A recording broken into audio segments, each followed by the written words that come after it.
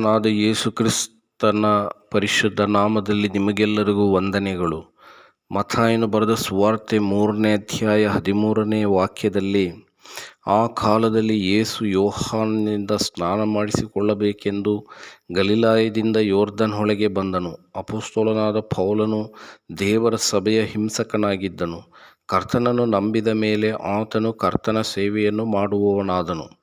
ಆತನು ಫಿಲಿಪ್ಪಿಯರಿಗೆ ಬರೆದ ಪತ್ರಿಕೆಯಲ್ಲಿ ಯೇಸು ಕ್ರಿಸ್ತನ ಕುರಿತಾಗಿ, ಆತನು ದೇವಸ್ವರೂಪನಾಗಿದ್ದರೂ ದೇವರಿಗೆ ಸರಿಸಮಾನನೆಂಬ ಪದವಿಯನ್ನು ಬಿಡಲೊಲ್ಲೆನು ಎಂದೆಣಿಸದೆ ತನ್ನನ್ನು ಬರಿದು ಮಾಡಿಕೊಂಡು ದಾಸನ ರೂಪವನ್ನು ಧರಿಸಿಕೊಂಡು ಮನುಷ್ಯರಿಗೆ ಸದೃಶ್ಯನಾದನು.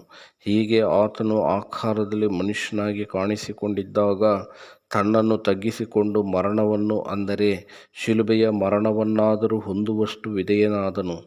ಈ ಕಾರಣದಿಂದ ದೇವರು ಆತನನ್ನು ಅತ್ಯುನ್ನತ ಸ್ಥಾನಕ್ಕೆ ಏರಿಸಿ ಎಲ್ಲ ಹೆಸರುಗಳಿಗಿಂತ ಶ್ರೇಷ್ಠವಾದ ಹೆಸರನ್ನು ಆತನಿಗೆ ದಯಪಾಲಿಸಿದ್ದಾನೆ.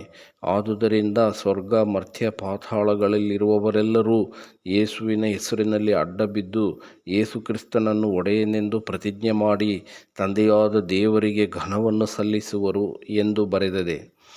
ನಮಗೋಸ್ಕರ ನಮ್ಮ ಕರ್ತನಾದ ಯೇಸು ಕ್ರಿಸ್ತನು ಮನುಷ್ಯನಾಗಿ ಈ ಲೋಕದಲ್ಲಿ ಕಾಣಿಸಿಕೊಂಡನು. ನಮಗೆ ಸರಿಸಮಾನನಾದನೆಂಬುದನ್ನು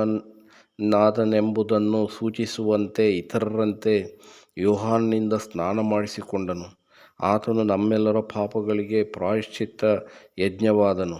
ಆತನಲ್ಲಿ ನಂಬಿಕೆ ಇಡುವವರಿಗೆ ಪಾಪಕ್ಷಮಾಪಣೆ ದೊರೆಯುವುದು. ನೀವು ಕೂಡ ಆತನಲ್ಲಿ ನಂಬಿಕೆ ಇಟ್ಟು ಪಾಪ ಪರಿಹಾರವನ್ನು ಹೊಂದಿಕೊಳ್ಳಬೇಕೆಂಬುದೇ ನಮ್ಮ ಪ್ರಾರ್ಥನೆ.